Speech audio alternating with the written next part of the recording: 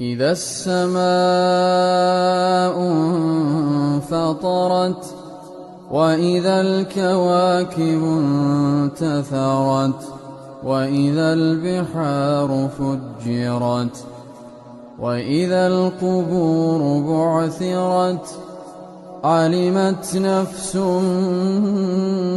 ما قدمت وأخرت يا أيها الإنسان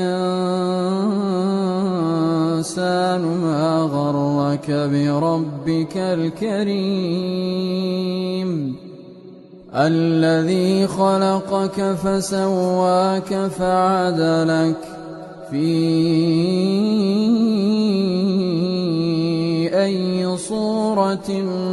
ما شاء